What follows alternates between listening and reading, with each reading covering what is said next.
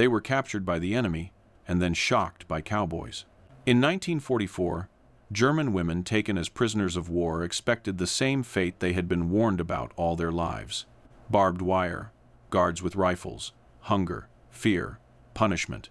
America, they were told, would be cruel. Texas destroyed that belief in seconds. When the bus doors opened, there were no guns waiting, no shouting officers, no prison yard. Instead, there was dust rolling across open land, horses moving slowly through the heat, and men in wide hats riding freely under the sky. Real cowboys. The women froze. Prisoners of war were not supposed to see this. They were not supposed to see freedom, and they were certainly not supposed to see it coming from the enemy. This was the first shock, but it would not be the last, because Texas did not run its prisoner camps the way the war had taught them to expect. There were fences, yes, but control did not come from violence. It came from something far more unsettling: calm, routine, trust. Cowboys on horseback, watching without threatening, maintaining order without fear. For women raised on discipline, commands, and propaganda, this was a dangerous contradiction. If the enemy was supposed to be brutal, why did they feel safer here than they ever had before? If power came from force, why did this place work without it? And if everything they had believed about America was wrong, what else had they been lied to about? This was not kindness by chance. It was a system, a deliberate choice made in the middle of World War II. And it created a problem no weapon could solve. Because when German women POWs left Texas, they did not leave defeated. They left changed. What they carried home would challenge loyalties, collapse propaganda, and haunt the very idea of who the enemy really was. This is not a story about cowboys being friendly. It is the story of how real cowboys riding horses in Texas shocked German women prisoners and quietly exposed a truth about power that war itself tries to hide. If you want to understand how this moment changed everything these women believed about war and the enemy, stay with us. Before Texas ever shocked them, these women already carried a clear image of what America was supposed to be. They did not invent it themselves. It had been built carefully, repeated endlessly, and reinforced by years of war. In Germany, belief was a weapon long before the first shot was fired. Newspapers, radio broadcasts, training manuals, and whispered warnings all carried the same message. America was chaotic. Americans were crude. Their soldiers were violent, undisciplined, and dangerous. Prisoners taken by them would be humiliated, starved, and broken. For German women working as nurses, clerks, and auxiliary staff during the war, this belief was not abstract. It shaped how they slept, how they worked, and how they imagined their future if captured. They had seen what happened in bombed cities. They had treated wounded soldiers who spoke of Allied brutality. Fear did not need proof anymore. It felt confirmed by everything collapsing around them. By 1944, capture no longer felt unlikely. It felt inevitable. When these women were taken prisoner, their expectations were already set. A prison camp meant loss of identity, loss of dignity, a life reduced to commands and punishment. They prepared themselves mentally for it. Some rehearsed silence. Others rehearsed obedience. A few rehearsed hatred, believing it would be easier than confusion. None of them rehearsed doubt. The journey across the Atlantic only reinforced what they believed. The ships were crowded. The guards were foreign. Orders were given in a language they barely understood. Every mile away from Europe felt like a deeper fall into the unknown. Rumors spread quickly. America needed labor. America used prisoners. America showed no mercy. Texas was never mentioned in those rumors. Cowboys were not part of the story. To understand why the shock was so profound, you have to understand how rigid belief had become by this stage of the war. For years, survival depended on certainty. Who was the enemy? Who was dangerous? Who deserved fear? Questioning those lines was not just discouraged. It was dangerous. Belief was safety. And belief had taught them one thing very clearly. If they were ever sent deep into enemy territory, especially to a place as distant and unfamiliar as Texas, it would mean the worst conditions imaginable. harsh discipline, hard labor under armed watch, a constant reminder that they were defeated. Instead, Texas was about to confront them with something far more unsettling than brutality. Because fear is easy to understand. Cruelty fits expectations. Violence confirms belief. But calm does not. Texas was not designed like Europe. It did not look like the landscapes these women associated with war. There were no shattered cities, no trenches carved into the earth, no constant reminders of destruction. The land was wide, exposed, and alive, too alive. For prisoners conditioned to expect control through force, this environment alone was destabilizing. It did not feel like a place meant to cage people. It felt like a place meant to move, to work, to breathe. That difference mattered more than anyone realized at the time. The American military knew something the prisoners did not. The United States was holding hundreds of thousands of German POWs scattered across a vast country. Camps could not be run the same way everywhere, especially not in Texas. There was too much land, too few guards, too much work that needed to be done. The solution was not to increase fear, it was to replace it. This decision was not presented to prisoners as an experiment. It was never described as mercy. It was framed as order, routine, efficiency. But beneath that surface was a dangerous idea. What if prisoners could be controlled without terror? What if obedience could come from structure instead of punishment? From rhythm instead of threat? Texas, with its ranches, farms, and open space, became the perfect testing ground for that idea. And Cowboys, unintentionally, became its most visible symbol. To German women raised under rigid hierarchy and command, Cowboys represented something almost offensive. They were not soldiers. They did not stand in formation. They did not bark orders. They worked with animals, not against them. They relied on balance, not force. Their authority did not come from weapons, but from experience and confidence. This clashed violently with everything these prisoners believed about power. If control required fear, then why did this place function without it? If enemies were supposed to dehumanize, then why did this environment feel strangely human? These questions did not arrive all at once. They crept in slowly, quietly. With each unshouted instruction, each calm gesture, each moment where the expected punishment never came. And that was the real danger, because once belief cracks, it does not stop at one idea. It spreads. What began as confusion would soon turn into something far more destabilizing. A re-evaluation of the enemy, of authority, of truth itself. And it all stemmed from a single realization these women could not escape. The people they had been taught to fear did not behave like enemies. Texas had not imprisoned their bodies yet. It had begun to unsettle their minds. The shock did not come gradually. It arrived all at once, in a way none of them could ignore. The bus slowed down on a dirt road, its engine groaning under the Texas heat. Through the dusty windows, the women leaned forward, bracing themselves. This was the moment they had prepared for. The first sight of the prison. The proof that everything they had feared was true. Instead, the landscape opened. There were no watchtowers rising in the distance, no concrete walls, no rows of armed guards waiting to receive them. The land stretched outward, flat and sunburned, interrupted only by fences and slow-moving cattle. Wind rolled across the plains, carrying dust and the smell of grass baked under a relentless sun. Then they saw the horses. At first, the movement made no sense. Dark shapes cutting across the open field, not marching, not patrolling, riding. Men sat high in their saddles, relaxed, one hand on the reins, the other resting loosely by their side. Wide hats shaded their faces. Spurs glinted briefly as they moved. Not rifles, no uniforms, no urgency. Real cowboys riding horses. For a few seconds, no one spoke. The women stared in silence, trying to fit the image into the mental frame they had carried for years. It refused to fit. This was not how an enemy was supposed to look. This was not how prisoners of war were supposed to be received.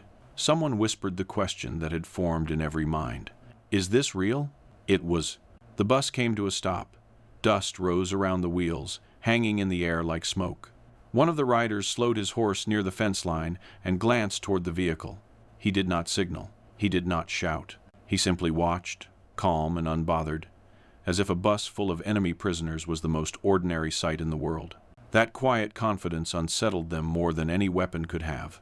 They waited for the correction, for the reveal, for the moment when soldiers would step out and remind them where they were. It never came. Instead, the doors opened. The heat rushed in first, heavy and suffocating. Then the sound, hooves against dry earth, wind through tall grass. Somewhere in the distance, a voice singing, low and unhurried. This was supposed to be a prison. Yet nothing about it felt like one. There were fences, yes, but they were not the kind designed to intimidate. They marked space, not dominance. The guards who did appear carried clipboards, not rifles.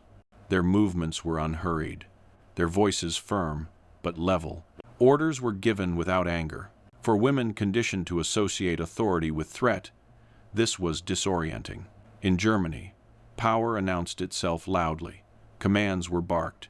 Mistakes were punished immediately. Control was visible, constant, and absolute. Here, control was almost invisible. It existed without drawing attention to itself.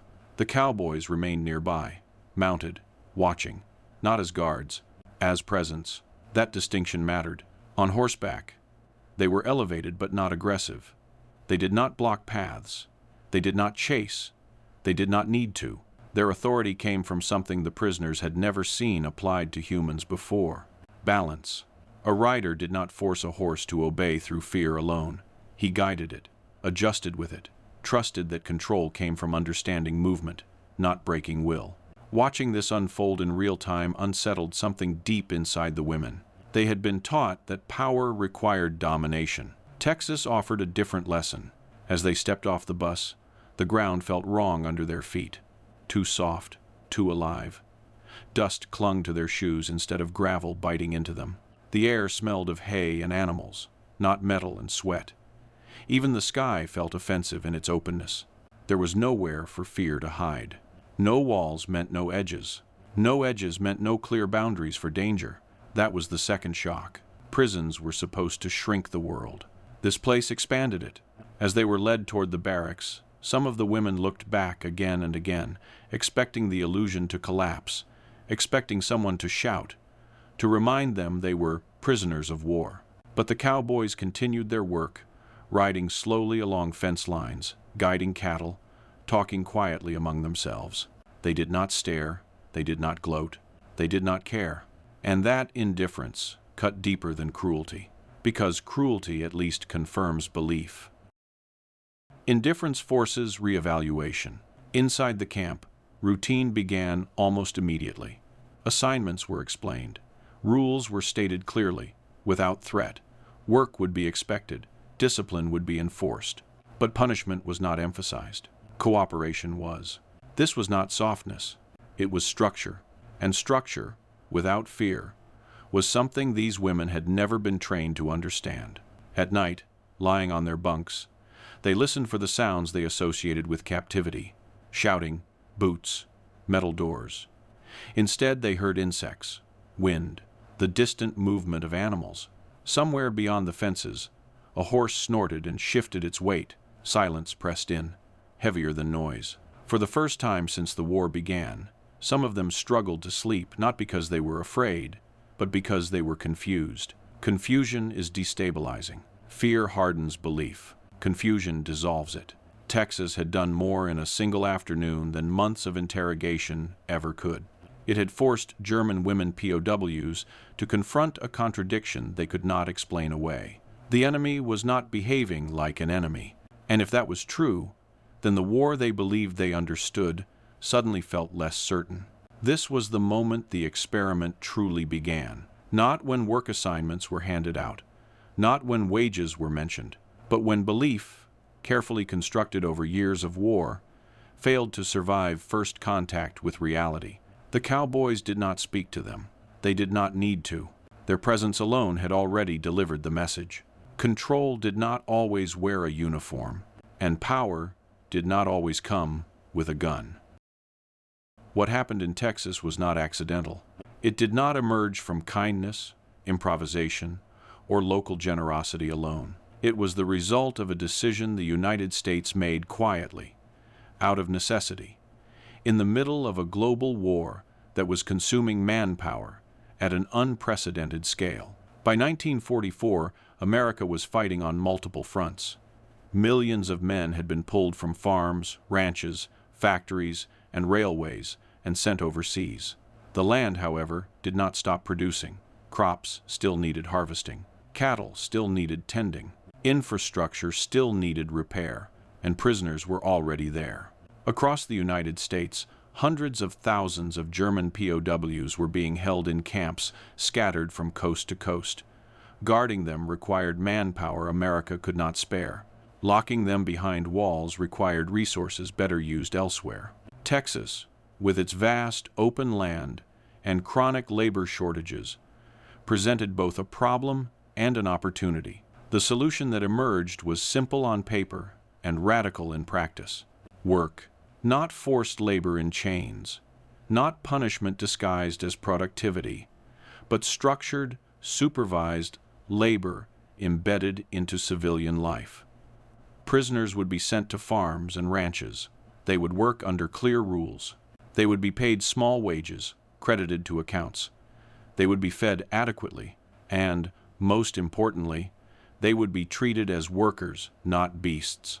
This was not humanitarian idealism. It was efficiency. The American military understood something fundamental about control.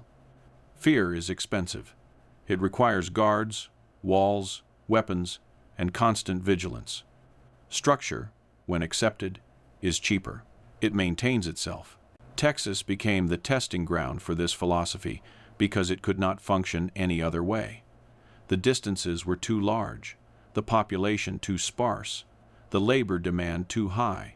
Camps could not rely on intimidation alone. They needed cooperation. German women POWs were folded directly into this system. They were assigned to farms, ranches, food processing facilities, canning operations, places where work followed the rhythm of the land, not the rhythm of commands.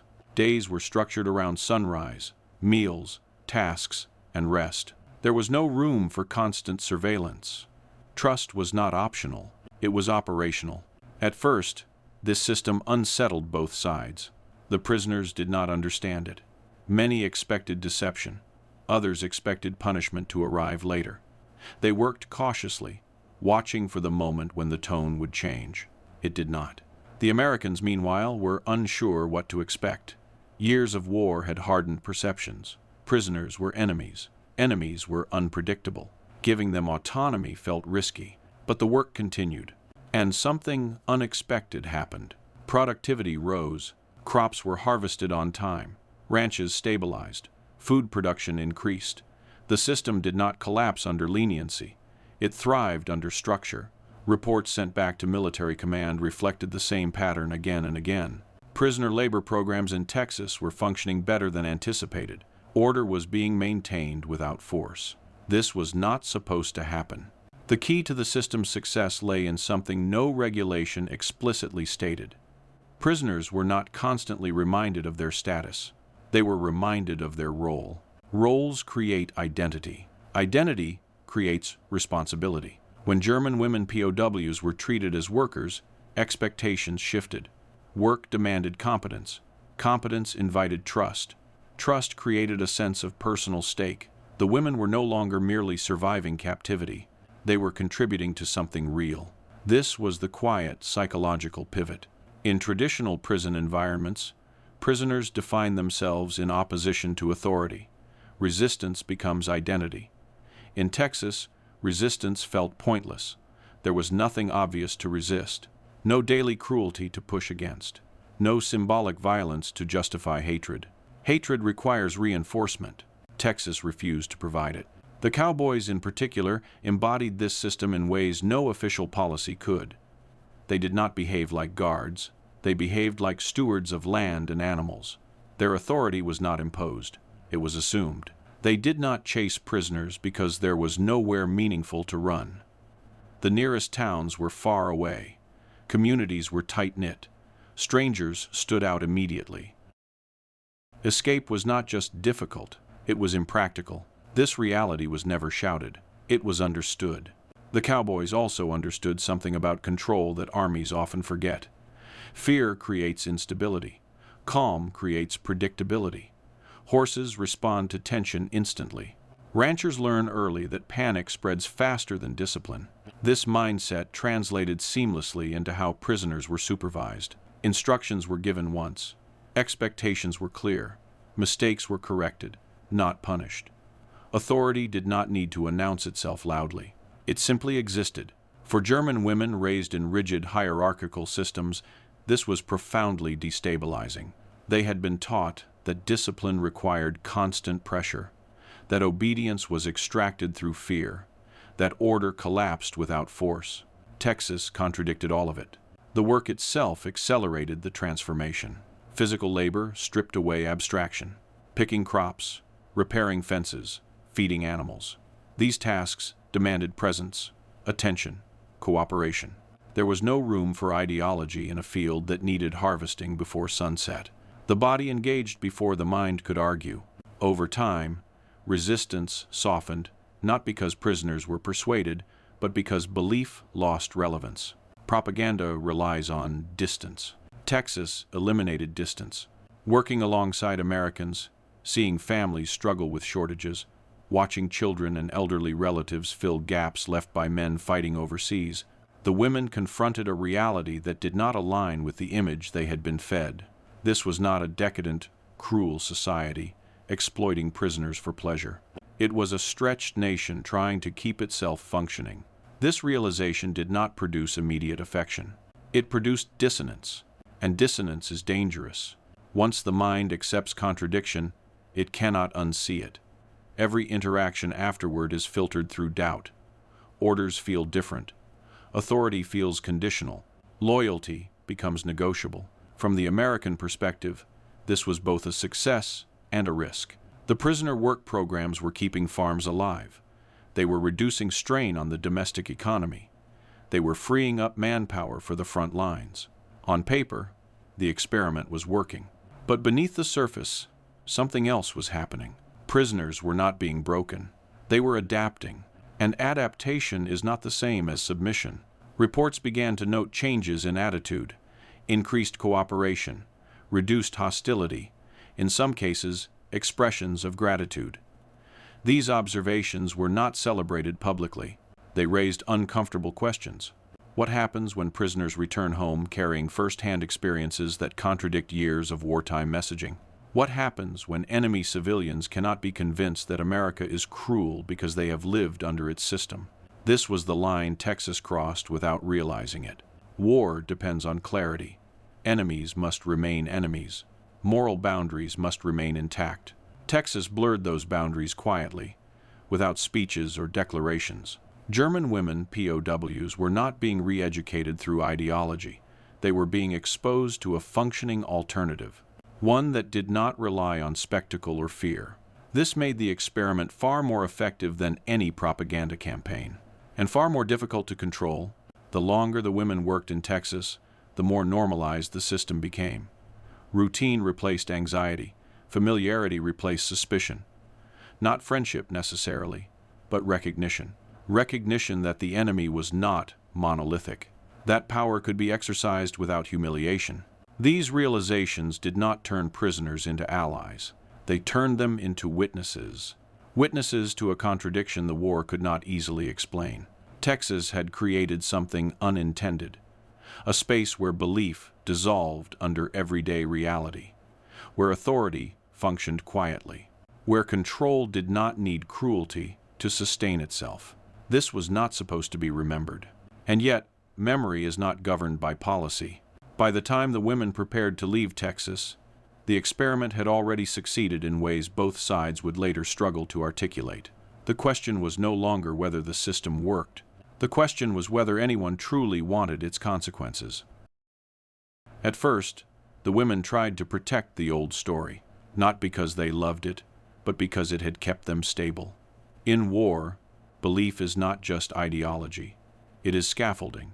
It holds the mind upright when the world stops making sense. If you remove it too quickly, everything tilts.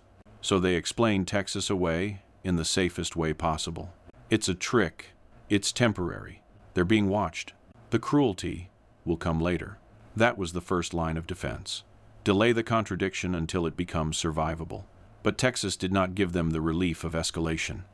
The expected brutality never arrived. Days passed, weeks stretched into routine. The structure remained firm, but it did not turn vicious. Orders stayed calm. Food stayed steady. Work stayed hard, but predictable. Predictability is a solvent. It dissolves fear. And once fear weakens, belief begins to wobble. The collapse did not happen in a single dramatic moment. It happened in small humiliations, the kind that hurt precisely because they are quiet. A guard who corrected them without shouting. A ranch hand who handed them a tool without suspicion. A cowboy who watched them work without contempt, as if they were simply another crew that needed to get the job done before the heat rose. Every one of these moments posed the same question. If the enemy is supposed to hate us, why aren't they acting like it? That question was not just uncomfortable, it was dangerous, because it did not attack one belief. It attacked the mechanism that made belief possible. Propaganda depends on a closed loop. You are told what the enemy is. Then your experiences are filtered to confirm it. Contradictions are explained away as exceptions, tricks, or weakness. The loop stays intact. Texas broke the loop by stacking contradictions so consistently that exception became impossible. The women began to notice something else.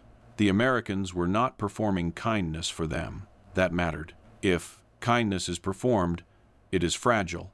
It collapses under stress. If it is routine, it is real. Texas treated prisoners with a kind of blunt normalcy. Work needed doing. The land demanded it. People did not have the luxury of turning every interaction into a moral drama.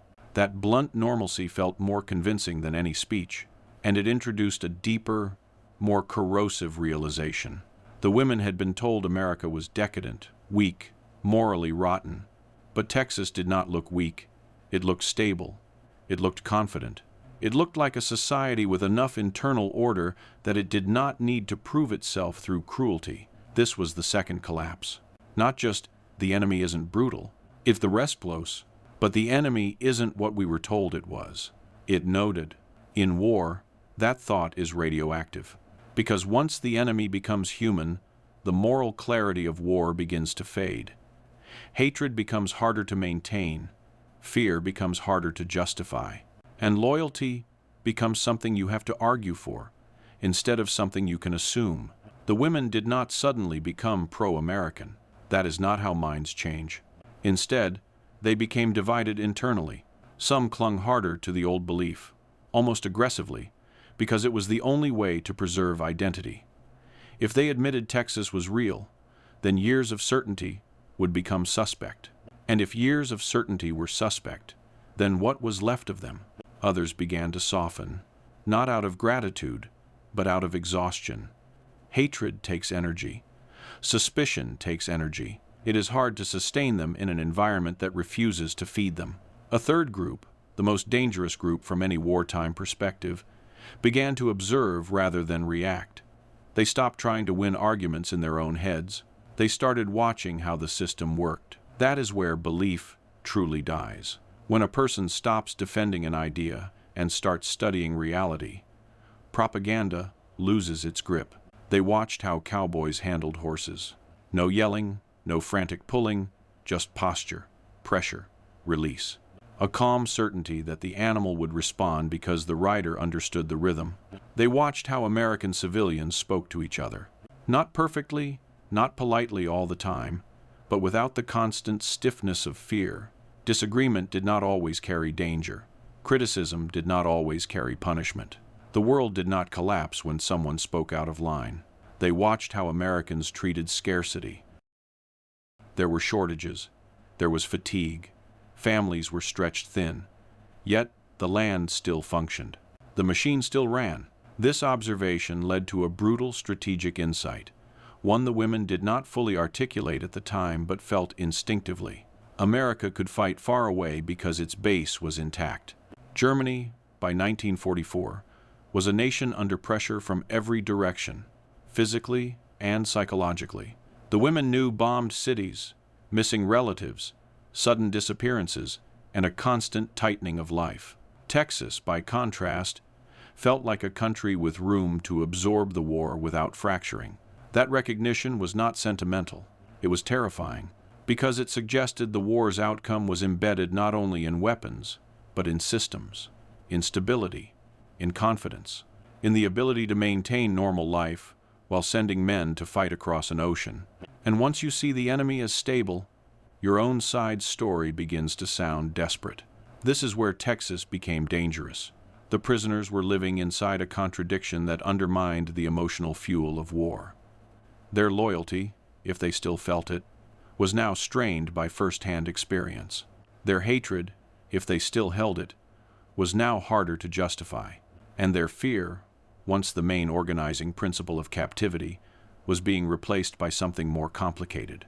Curiosity. Curiosity is not harmless. Curiosity is the beginning of independence. It shows up in the smallest actions. Asking questions, watching details, learning the patterns of a place, testing what happens when you speak, when you refuse, when you comply, when you work harder, when you work less. Texas gave the women space to test reality. That space itself was a form of power. Because systems that rely on terror cannot allow testing. If you test terror, you discover its limits. If you test propaganda, you discover its inconsistencies. Testing is how certainty dies. As the weeks passed, some of the women began to speak differently. Not in admiration, but in accuracy. Their descriptions became less ideological and more concrete. The guards don't shout. In ice, the work is hard but fair. The Americans need labor. That's why we're here. I fru. They watch us, but they don't hunt us. End quote. 1 to 100. These sentences sound simple. In wartime, they are explosive. A prisoner who can describe the enemy without rage is already halfway out of the war's emotional grip. And once that happens, another collapse begins, one that feels almost personal. If America is not what we believed, what else have we believed because we had to? That question expands. It touches everything. It reaches into memories of radio broadcasts, newspaper headlines, speeches, warnings. It reaches into the way they were trained to think, the way they were punished for doubt, the way certainty was enforced. Texas did not argue with those beliefs. Texas simply outlasted them. This is the moment the story changes.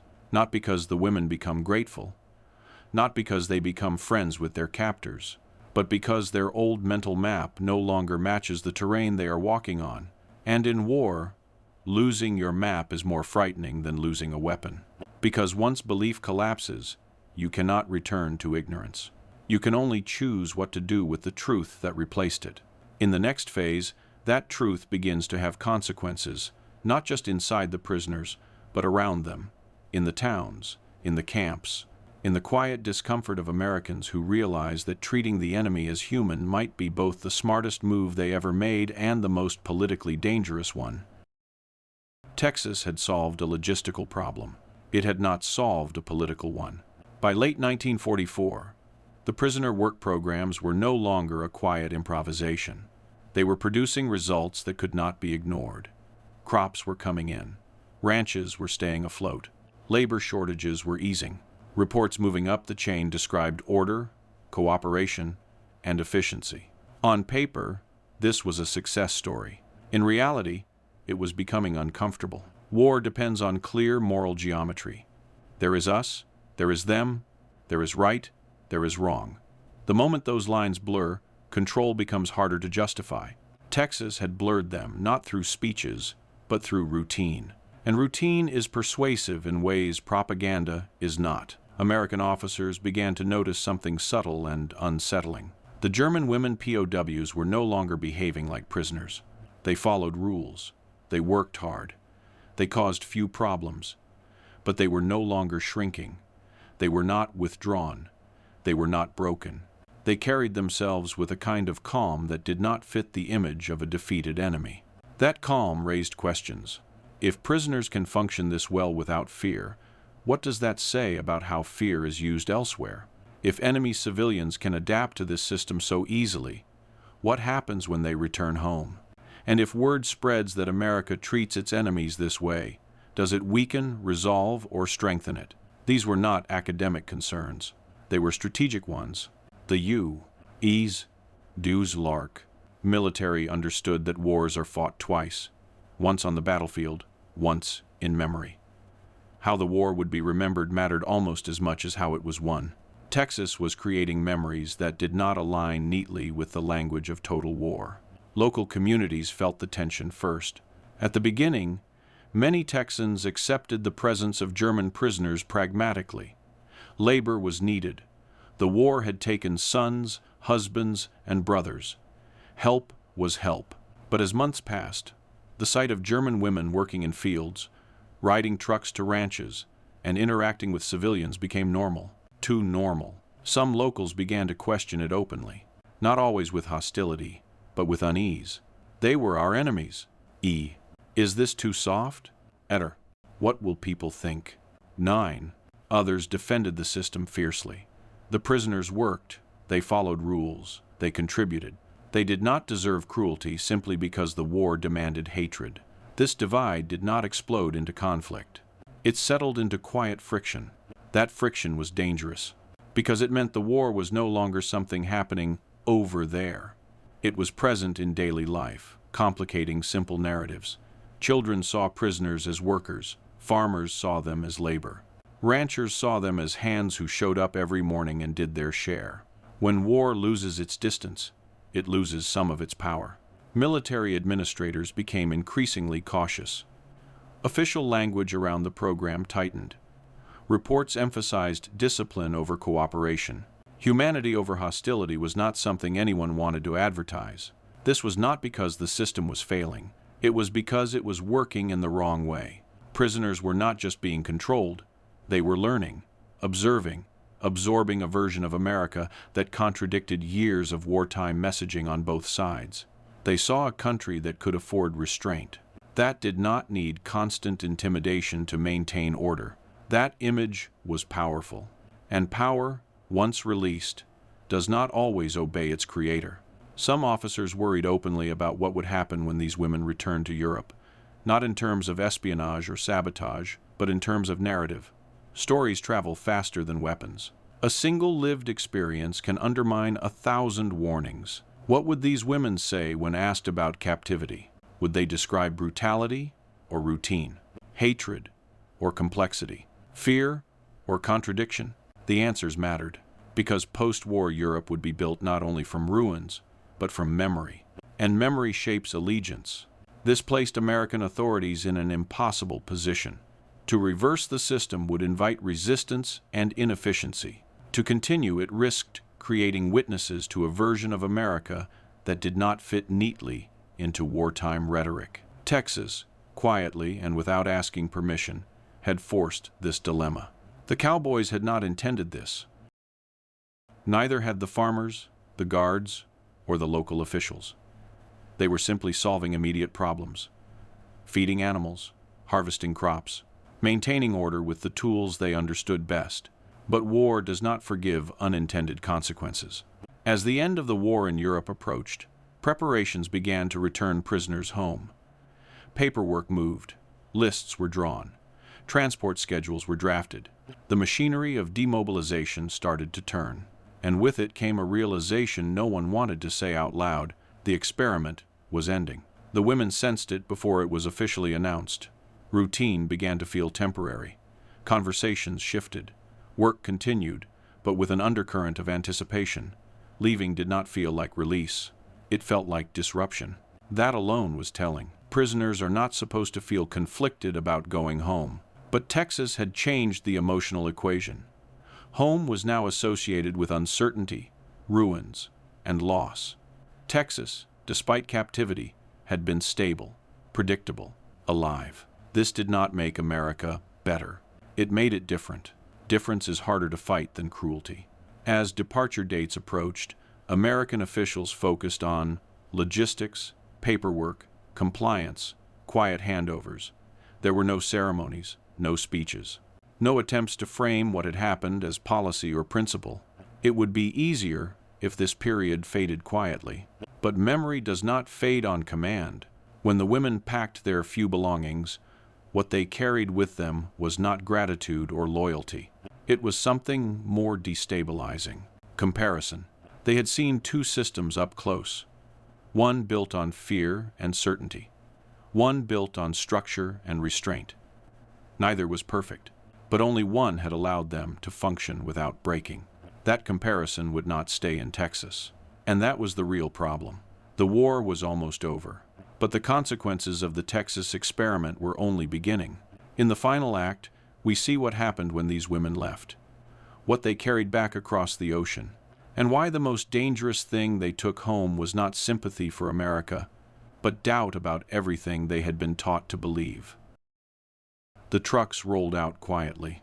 There were no crowds, no speeches, no flags, just engines, dust, and a long line of prisoners moving away from a place that had never quite behaved like a prison. For the German women, POWs, leaving Texas did not feel like release. It felt like separation. That alone would have alarmed anyone paying close attention. They were returning to Europe as the war was ending, to a continent exhausted, broken, and suspicious of everything that came after defeat. Cities lay in ruins. Families were scattered. Food was scarce. Authority had lost its shine, but not its grip. People needed certainty again, even if certainty came wrapped in bitterness. And the women arrived carrying something that certainty could not easily absorb. They carried comparison, not slogans, not admiration, not loyalty to America. Comparison, the most destabilizing tool of all. They had lived under two systems during the same war, one that demanded belief first and obedience second, and one that demanded structure first and belief not at all. They had seen how each system behaved under stress, how each treated labor, authority, and human error, how each maintained order. This did not turn them into advocates. It turned them into witnesses. When asked about captivity, their answers were awkward. They did not fit the expected script. They did not describe chains or starvation. They described routine, work, predictability, a place where fear was not the primary currency of control. These accounts were not welcomed. Post-war societies need stories that heal pride or justify suffering. Texas did neither. It introduced ambiguity at a moment when ambiguity was unwelcome. People wanted clean explanations, heroes and villains, simple reasons for loss. The women could not offer that. They spoke carefully at first, sensing resistance. Some stopped speaking altogether. Others were accused of exaggeration, or worse, betrayal. But the stories did not disappear. They spread quietly, through families, through letters, through conversations that started with hesitation and ended in long silences. Silence is how difficult truths survive. What unsettled listeners was not kindness. It was competence.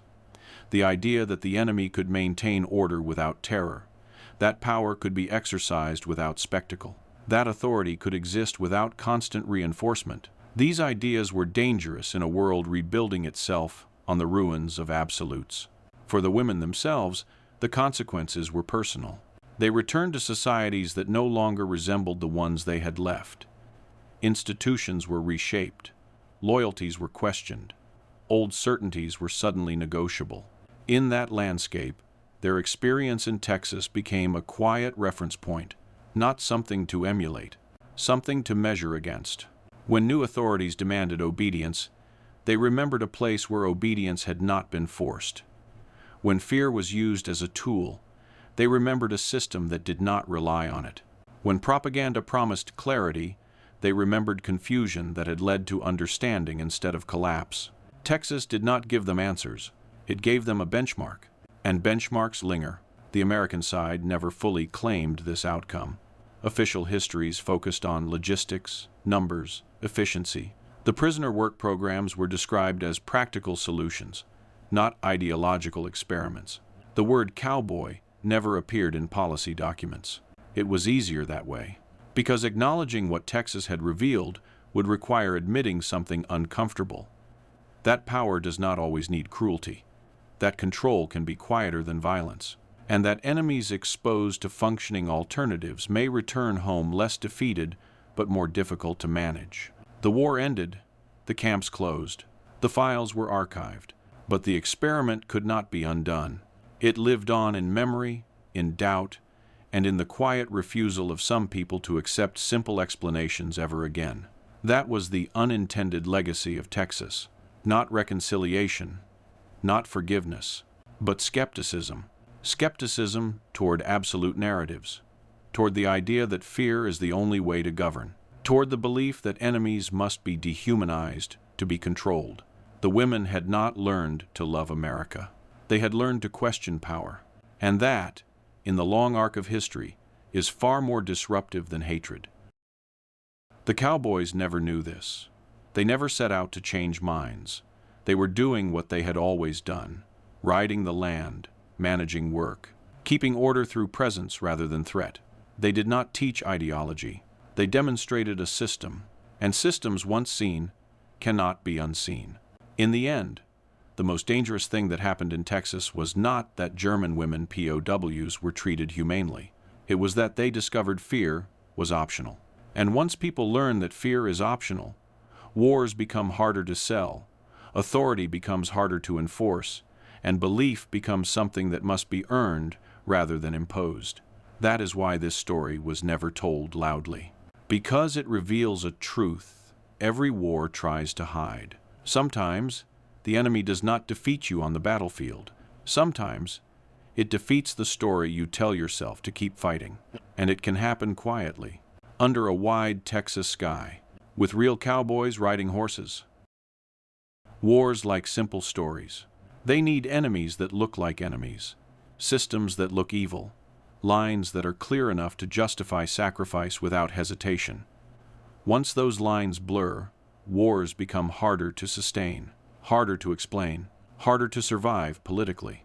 Texas blurred those lines, not with speeches, not with ideology, not with moral declarations, but with daily life, with work schedules, with quiet authority, with cowboys riding horses instead of soldiers carrying rifles. That was the problem. Nothing about Texas fit the image that war requires. It did not feel like domination. It did not feel like victory. It did not even feel like mercy. It felt like something far more dangerous. Normality. Normality exposes exaggeration. It exposes lies.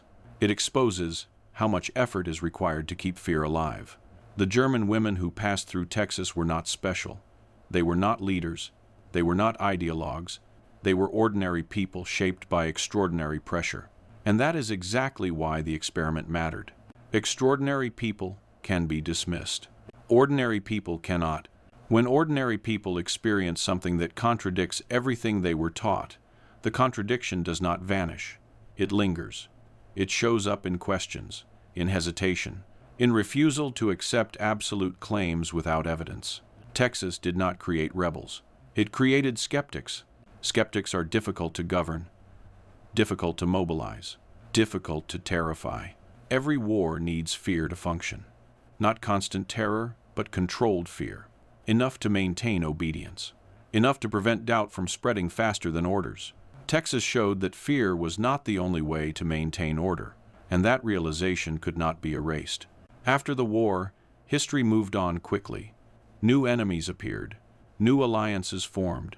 New narratives replaced old ones. The Texas camps faded into footnotes. The cowboys returned to their routines. The land absorbed the memory without ceremony. But the question Texas raised never fully disappeared. If authority can function without cruelty, why is cruelty so often defended as necessary? If control can be maintained without fear, why is fear used so aggressively? And if enemies can be treated as human without collapsing order, why must wars insist otherwise? These are not questions governments enjoy answering, because the answers weaken the foundations on which total war is built. That is why stories like this survive quietly, in memoirs, in half-remembered conversations, in fragments that never quite make it into official history. They are not useful stories. They do not inspire rage or unity. They inspire doubt. Doubt does not rally nations. It slows them down. Texas slowed the war down in a way no battlefield ever could. Not by stopping weapons, but by undermining certainty. The Cowboys never understood this. They did not set out to challenge propaganda or reshape belief. They followed the logic of the land. Animals respond to calm. Work responds to structure. Order does not require shouting if everyone understands the rhythm. They applied that logic without realizing it was incompatible with the emotional machinery of war. And that incompatibility is the story. Because when German women POWs returned home, they did not carry gratitude or allegiance. They carried memory. And memory has a way of resurfacing when new narratives demand blind belief. Years later, when new authorities promised safety in exchange for obedience, some of them hesitated. When fear was presented as the only option, some of them remembered Texas, not as paradise, not as kindness, but as proof that things could work differently. That hesitation mattered, not enough to stop wars, but enough to complicate them. In the end, Texas did not defeat Germany. It did not shorten the war. It did not change the outcome. What it did was far more subtle. It exposed a weakness in the story war tells itself. That fear is inevitable. That enemies must be brutal. That control requires dehumanization. Under a wide Texas sky, with real cowboys riding horses, that story quietly failed. And once a story fails, even once, it can never fully recover. That is why this moment matters. Not because it was kind, but because it proved something war desperately hopes you never notice. Sometimes, the most dangerous weapon is not force. It is the realization that force was never the only option. Stories like this were never meant to be remembered. If you believe forgotten history still matters, support the channel by subscribing and let us know in the comments what part of this story shocked you the most.